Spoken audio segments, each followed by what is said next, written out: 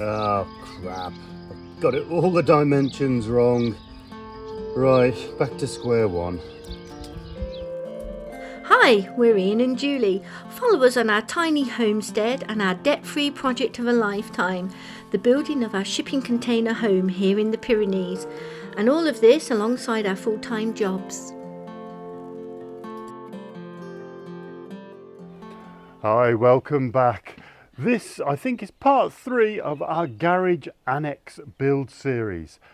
We are building on the back of our current garage that we're just finishing off as well. So it's a bit of incorporation of finishing off the garage and building the new annex onto the garage. So this is what we've done. So we have put in a damp-proof course, which really isn't necessary. We're going to be putting a timber frame on top of this.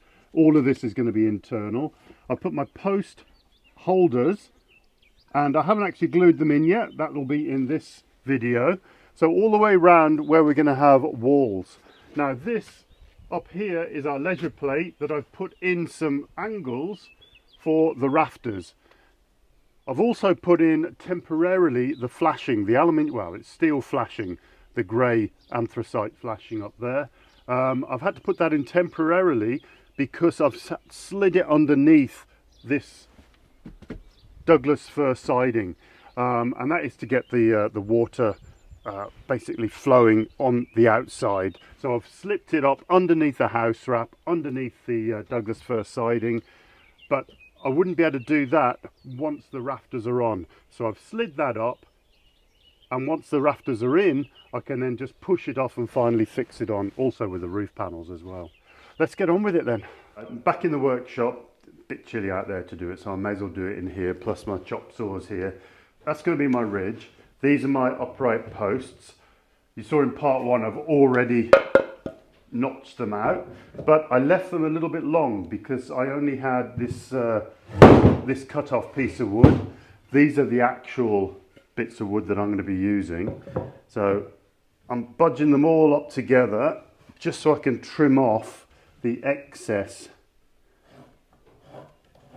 just here, and then I can take them out because I've also left them long post height wise, so then I can level them all off and trim them to fit.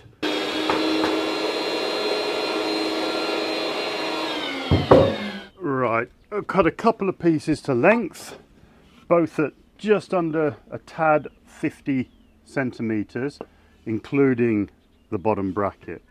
So I put my corner in.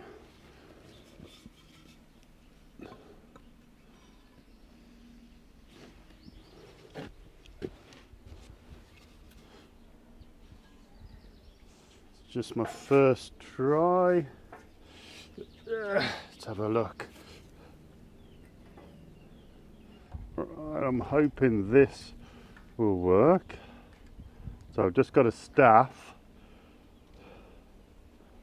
Instead of measuring it,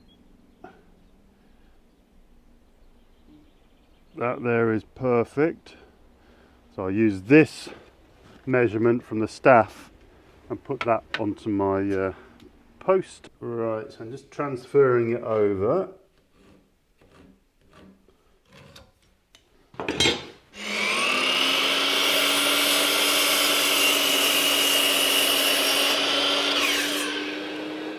It's looking all right. Right, I'm going to shave off a micron off my corner post because that's actually sitting on double layer of DPM. So I was wondering why it was just slightly out, and I think that's the reason. And I don't know whether anybody watches Essential Craftsman, and you know, they have a Ken in the background. I'm Ken! Sitting on a deck chair. I'm the apprentice, I'm learning. I don't think it's working. I think I'm going to have to get my sewing machine out, Ian. No, it's just these knee things. I think it's a substandard because it actually goes through, because these are where the pads are supposed to go. Look. So. Oh yeah, knee pads. What's your daft dad doing, Floki? But it looks just scrappy. So I don't know.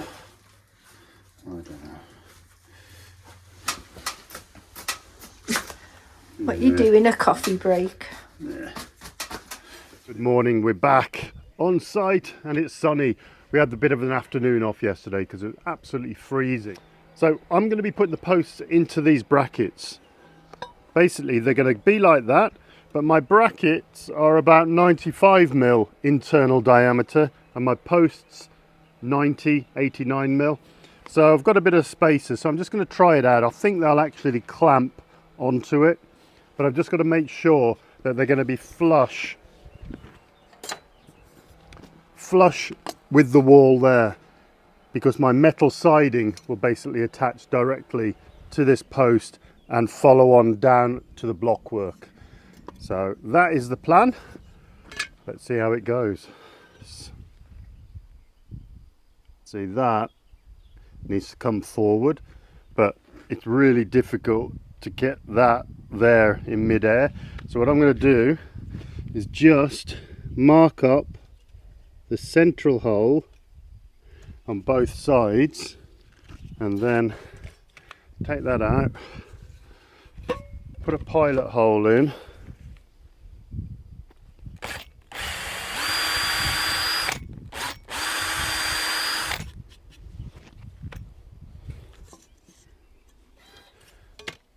and I'm just going to tweak up these middle ones and basically create a pivot.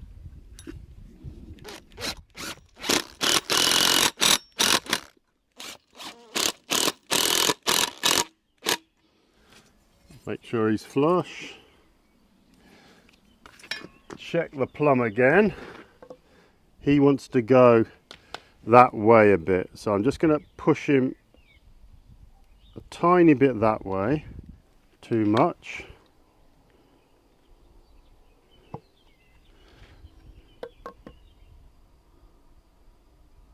Perfect. So now take him out again. I'm going to mark up the top one on there. Just pilot hole these so the bolt goes in exactly where I want it, because you know that as soon as you put one in, it'll drift off and mess you right up. So hopefully get that on, and then the bottom one on.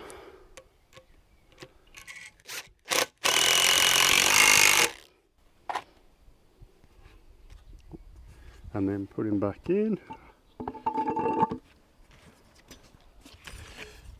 Nice and flush.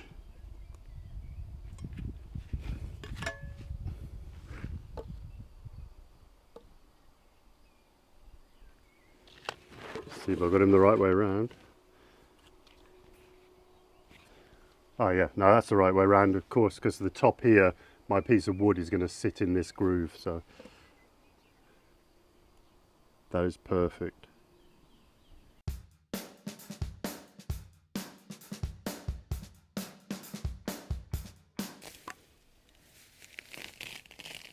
Yep, perfect.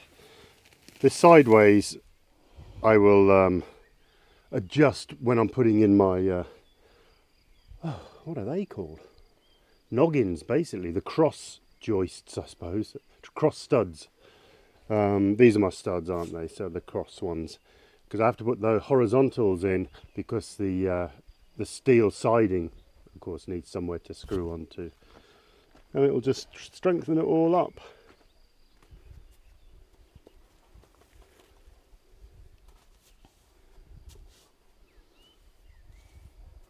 Just going to take these out for a second, and I'll get my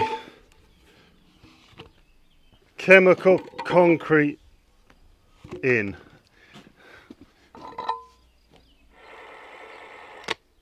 Okay.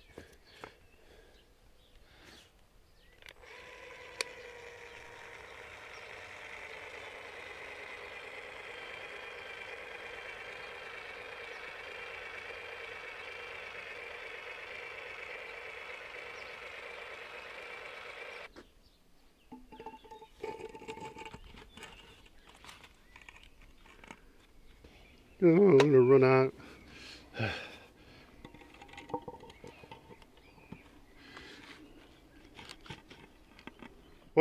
the first lot in this tube which ran out, luckily just filled up the bottom of the hole, but I think it's old stuff.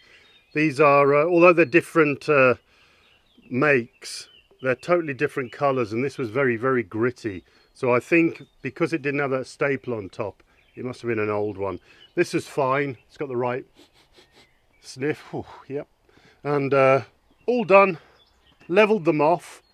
Just wait for a sort of 30 minutes for them to all set, and then I could put on that ridge bar beam thing.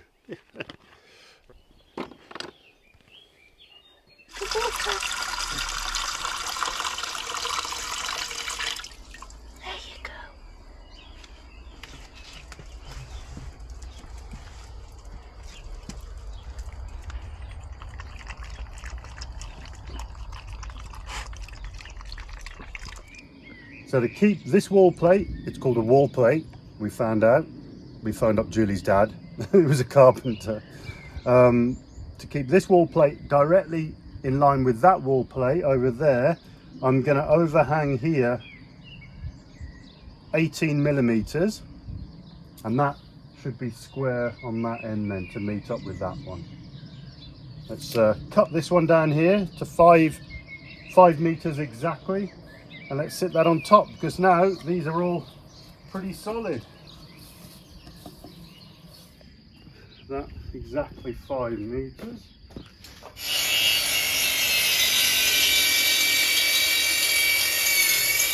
Ready? My plants. Ah, big feet. Do you want this watermark thingy on the outside? No, don't worry about it. Okay. 29 there. So I'm going to come in by 8, which is the metal thickness there. If I come into there. So looking at it this way, you get to see the profile of the roof now. So it's going to come from that top plate there down to here. So it's only going to look quite shallow from ground level. Yeah, it's pretty much perfect. One thing when we phoned up Julie's dad, he picked me up on straight away was this wall plate. In theory, should be the other side. So these lap joints here should be turned round. So when the weight and the forces of the rafter are pushing this way, you're pushing this wall plate into this upright. But because it's such a shallow roof and I wanted to use minimum timber, I've put it this side. So I've got a fixing for my siding, my metal siding down here. If not, I'd have had to put blocking on this side to bring it out to give me a fixing. So with some decent construction screws, it should be all right. I'm going to put 5 in each, and then I've got the rafters sitting on top with some fixings in the side and through the top. This hopefully won't be going anywhere. Didn't film too much of it because it's absolutely pouring down with rain now, but we've cut all the 10 rafters, all here. They're all slightly different, so we've numbered them 1 to 10, and that's just because the garage itself, but we had to pull the garage with the mini digger to get it plumb. When the steel beams in and then concreted in and all the rest of it, we had about, I don't know, nearly a 5 millimeter to 10 millimeter out of plumbness, and I think that's catching up with us now with this trying to get everything parallel with that end wall plate to the actual ledger board on the wall. So these are all slightly, I'm talking millimeters, but we're just pulling out that end plate, that end wall plate to match. So they're all cut. We were going to put them on, but it's absolutely throwing down this afternoon. Looks okay in the morning, so we'll come back in the morning, get these rafters up, and then try and get some of the horizontals in, just to what's the word, brace it all up. So we'll see you in the morning. Oh, and actually it's my birthday today. Happy birthday to you. It's one of those depressing days that it needs to rain just to wash away. Wash away the stress and the loneliness and the... Oh, you've got no comments in the thingy below of how old I am. See you in the morning.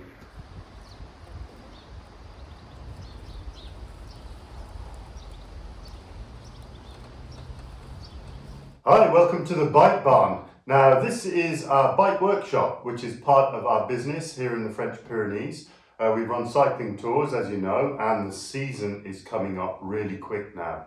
I'm not sure we've brought you into here before, but here's a quick little swing around just to show you what it's all about. But basically, we have a small fleet of rental bikes that we get prepared every year for our clients. Whether the expense of flying their bikes over, etc., is a bit too much, we have bikes available for them. Or if they just want a quick weekend, fly over, stay with us here, and we provide a bike for them to go out and ride. So it is just time now to get all of these bikes prepared. So either new tyres, new tubes, new brake cables, brake blocks of course, because in the mountains they're used quite a bit. So it's just to get the bikes back up to a pretty good standard, which my standards are quite high with the bikes, purely for the safety on these mountainous roads. Now, I'm not sure if you'd like to see more of what we do here at our cycling business.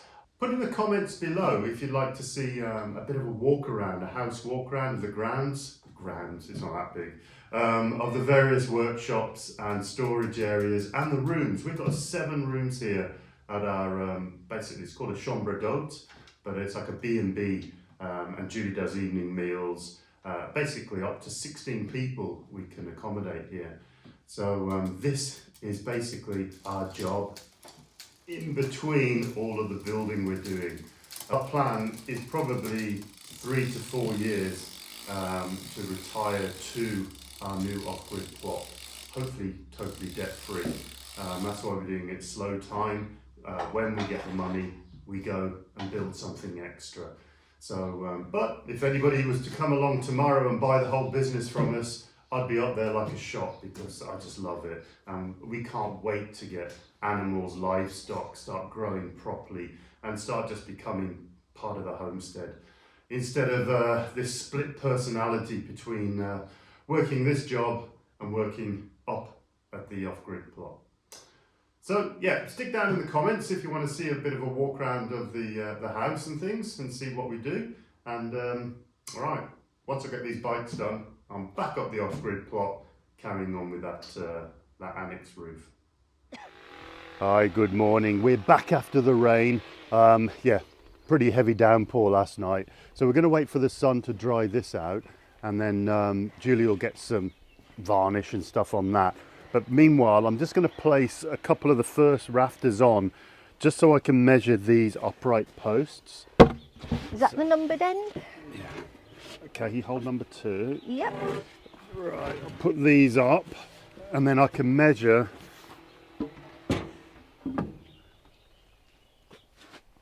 this upright post here, and also this one just here, and get those cemented in. If I have number 2 as well. Swap.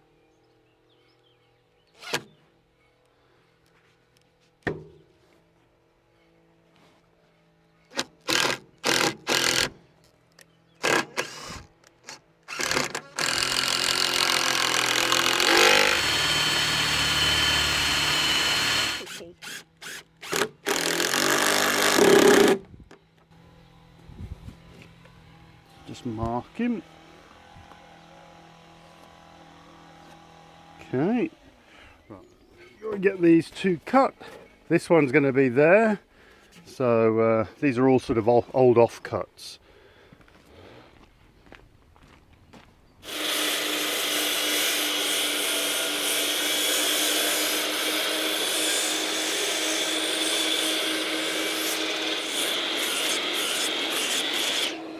And then these should just break out.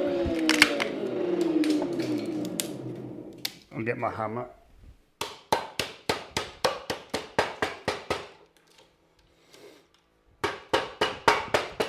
Ian's just popped out to get a bracket for this end piece of wood that he's been working on.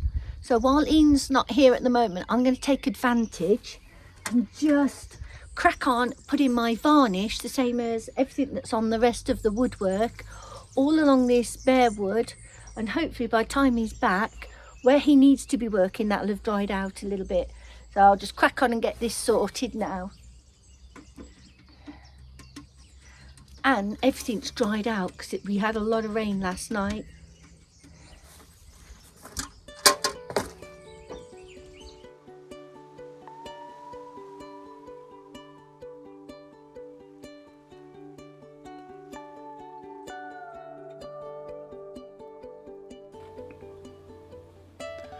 This is where our microphone broke, so I must apologise. I had planned on using our new nailer to frame the roof, but after fixing the final post decided to use the construction screws, which seemed a little bit more precise.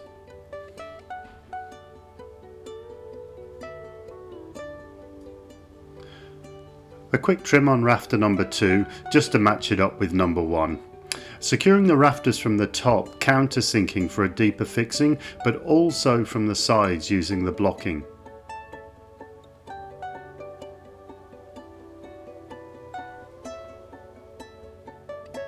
At this point, I'd swapped Julie for a new Kenny.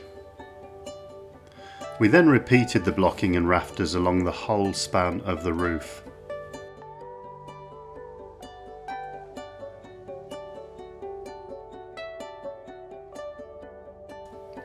Nipping off a few rogue screws that will all be hidden by the siding.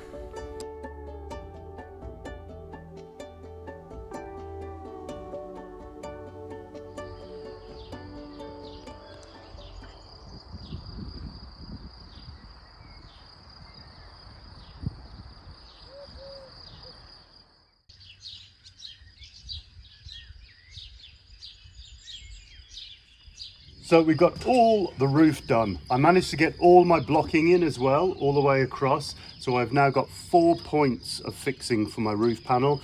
Here, 2 in the middle and 1 on that end wall plate. But I made a right mess up. So here I measured the 90mm for the rafter, and this is all from my leisure plate. I then measured the 40mm sandwich panel and then gave myself 20mm as basically a bit of a gap between the bottom of this siding and the metal trim, the flashing. But the sandwich panel is only 40mm on the flat part. It goes to 75mm on every high undulation, and that needs to be taken into consideration here. So I'm basically 35mm short. This is too low. So from this red line here, that is where I need to cut. A little bit fed up with it. So that will be the first thing I do in the next video. We will trim off all of these boards, get the flashing back up there underneath the house wrap, and then carry on with the roof panels. Oh, again, I must apologize for the audio earlier on in the video, but if you like these videos, please share.